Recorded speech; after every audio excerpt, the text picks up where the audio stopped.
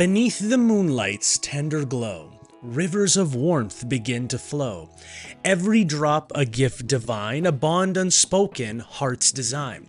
Soft whispered soothe a newborn's cry, through nurturing hands love will supply. Milk of life so pure and sweet, infinite care in every beat.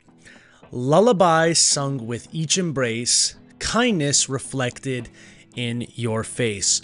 Look at the first letter of every sentence, ladies and gentlemen, and what does that spell? What's up, everyone? Welcome to another episode of Strength Classroom. Today I'm showing you dynamic effort, upper body workout, and I'm doing something a little bit differently here. As you can see, I've added just some very light band tension to the landmine. I got that idea from Landmine University. It's not meant to be anything crazy, although I'm sure you can really pack on the tension at a certain point, and it would be beneficial. But because I'm like, you know what, I just want that little extra oomph. Like if I could even get like an extra, I don't know, 7 fucking pounds, whatever.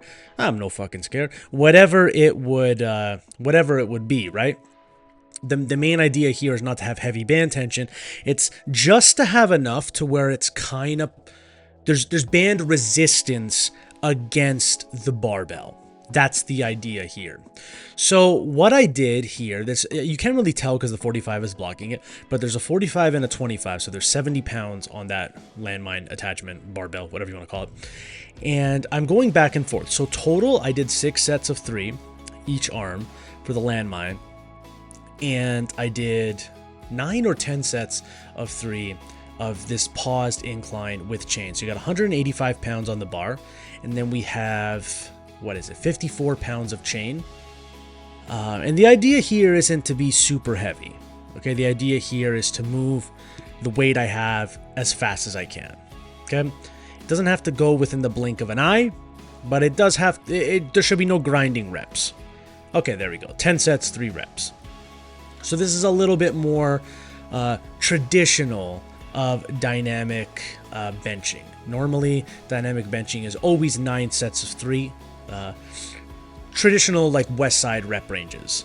Doesn't always have to be that. If you've looked at any one of my ebooks, you'll know that I change things up quite a bit depending on the goal. But here, the landmine snatches, I notice whenever I have good reps is when I have intent. Right there. Beautiful. Beautiful. Like a baci porgia, the chocolates we have in Italy.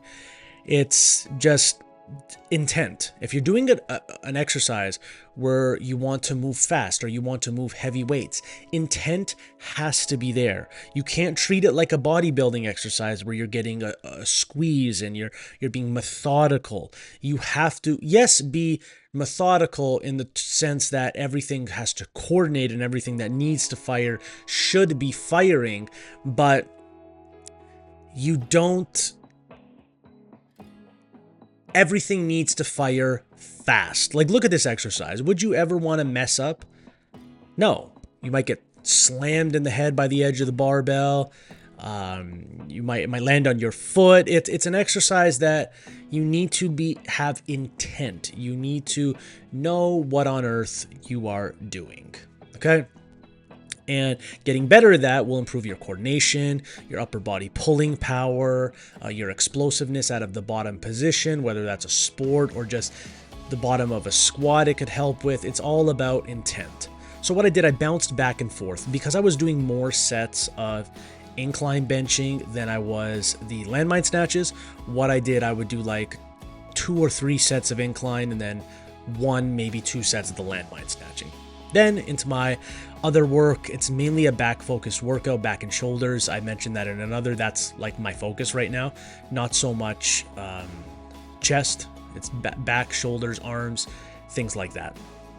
There will be some chest work in there, but it's not going to be my focus. It's not going to get a lot of work. It's going to get the bare minimum amount of work to keep getting strong, to remain resilient, get a little bit tiny bit of hypertrophy, but it's not my focus. It's back, shoulders, and arms. This 140-pound dumbbell from Badass Dumbbells. I just ordered some other parts to it so I can make it up to almost 200 pounds. I just want to start doing some heavy rows with it and things like that. Seated one arm kettlebell press. I wanted to do these on the floor, but I needed the space for something else. So I just said, you know what? Seated with no back support is probably the next best thing. My shoulder mobility, this shoulder used to heavily limit me on presses. It would just feel tight. I injured it doing something, and I was doing Lou raises of all things. And ever since I've been doing Lou raises, during one set, I felt something like kind of pop back into place. So maybe I had like a ligament or just something was stiff, and the Lou raises just opened it and gave it that space, because I don't feel that at all anymore. So just 2 sets of 10 in between these inverted rows. And then just to get some additional back volume, I'm doing inverted rows with the rings. What I like about the rings is, as you can see, my hands can move in and out. And that helps with shoulder mobility. It allows me to get a better squeeze on my back. So many things. Not to say doing inverted rows with a barbell is necessarily bad. It's just limited on mobility. And then this hypertrophy little circuit to end the workout. 4 sets of 25 reps with the tricep band push down. And I'm also making sure that I'm not just moving my hands, like I'm actually flexing my triceps to fully extend my arms. If that makes any sense. There's a difference between moving weight and flexing a muscle.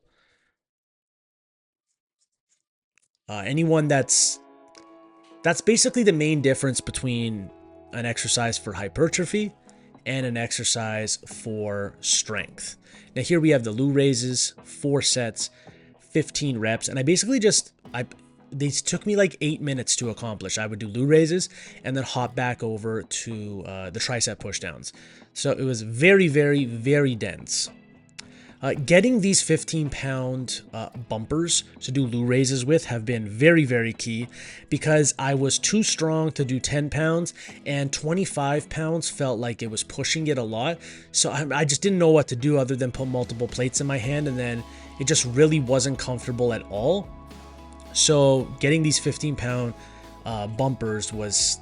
and it was crazy. They were so cheap. It was like 40 for the 2 of them. And I don't know if that's cheap for bumpers, but that would honestly be cheap for iron plates, let alone bumpers. And then I finished off the workout with these weighted marches, double rack kettlebells, just 270 pounders, just because I was going for volume rather than like max weight. Marches are the next best thing next to walks, just due to the fact that if you may be limited on space, marches are a great substitute for, let's say, farmers carries, farmers walks, whatever. It's not going to be exactly the same because your feet positioning is going to be different. But it's a good substitute if you need it in a pinch, and maybe, let's say, you can't walk around the gym or anything like that. Basically, you just want to alternate being on one foot. But that's all for this workout vlog, ladies and gentlemen. If you like this video, like, share, subscribe, do all that good stuff. And as always, have yourself a great day.